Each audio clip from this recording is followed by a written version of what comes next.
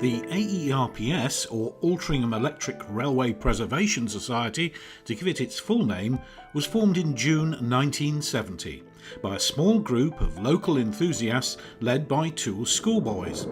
Their aim was to preserve one complete electric train from their local line, in light of looming replacement and modernisation. The trains were historic, representing the oldest passenger stock of its type then in service with British Railways on the commuter line between Manchester, Sale and Altrincham. The units were full of character and loved and loathed by generations of local commuters. They were part of the South Manchester railway furniture. The group's aim was to purchase and then restore one of these trains to as near as original condition as possible, so providing a classic example of commuter travel from the 1930s. Whilst being practical about the proposal, the group would be operating their coaches on private steam railways.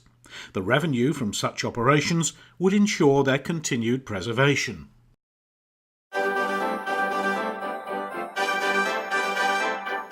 Introduced in May 1931 onto the Manchester South Junction and Altrincham Railway, the system and the trains were regarded as being pioneers in their time. Their introduction brought a faster and cleaner service to the line. Gone were the choking and sooty days of commuter travel in and out of Manchester behind steam. With added stations and real environmental improvements, the Altrincham, as they became known, were indeed pioneering and fast. On the 9th of May 1931, The Guardian reported, "Big, comfortable and roomy. The new coaches ride with a steadiness and a smoothness that makes the journey a pleasant break between office and home. The new service is a great boon to those who live on the line and offers the prospect of fresh air and sunlight to those who still live in the city." This all made the new service sound like a pollution-busting development, and even the attractive commuter rail service that many crave elsewhere to this day. It was a landmark environmental improvement in 1931. And the new trains endorsed the railway's famous acronym, many short journeys and absolute reliability. The 1500-volt DC system was regarded as a future standard for railway electrification. The famous Woodhead line to Sheffield, regarded as an express passenger route, adopted the system, though sadly did not survive into the current era, for as it happened, 25 kV AC, cheaper to install, eventually became the norm, but not before the MSJ&AR system has established itself as a worthy testbed for electric train travel in general. After 40 years of service, the last of the 1931 electric units ran on the 30th of April 1971.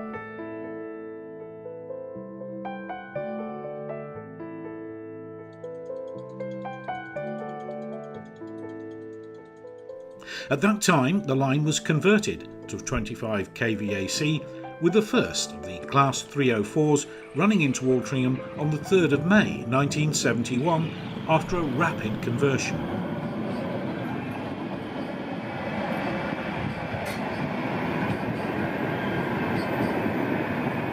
They were to last until Christmas Eve 1991, when a radical rethink resulted in the arrival of Metrolink. This next pioneering achievement, delivering passengers a service into the city centre and ultimately into other outlying conurbations. The first of the 750-volt trams ran into Altrincham in June 1992. As part of Phase 3 of the Metrolink development, the original T68 trams were phased out and replaced with a new fleet of M5000 trams, which entered service in December 2009. But back now to 1971 and the efforts of the ERPS group to save one of the original electric trains. Fundraising and events were held, but sadly a complete train was beyond the reach of this small group. They did, however, manage to save centre trailer cars 121 and 117, and these were duly sent to the Yorkshire Dales Railway in 1972, where their first preservation home awaited.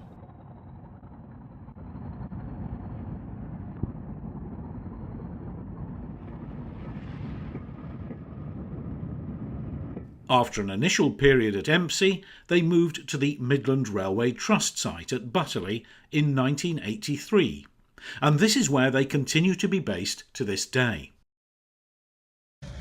One of the group who continues to have an interest in the preservation of these coaches is Group Chairman Andrew McFarlane.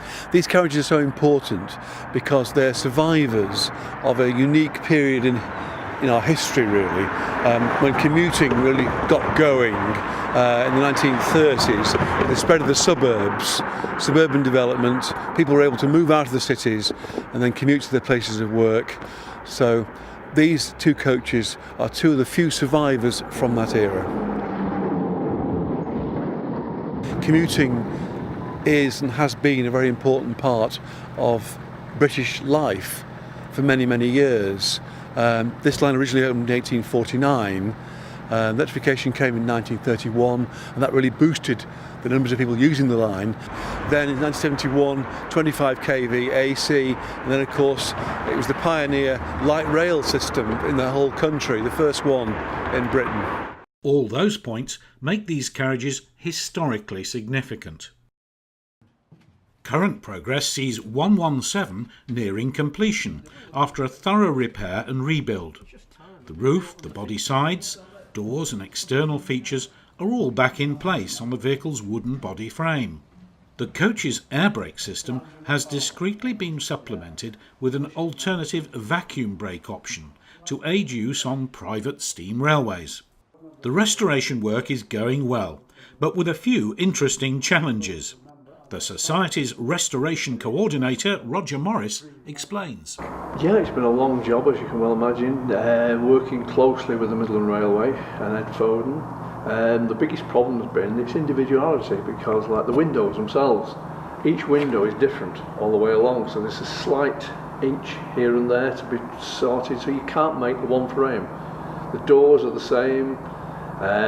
Hopefully we move to the door handles and everything like that, those are going to be the same again.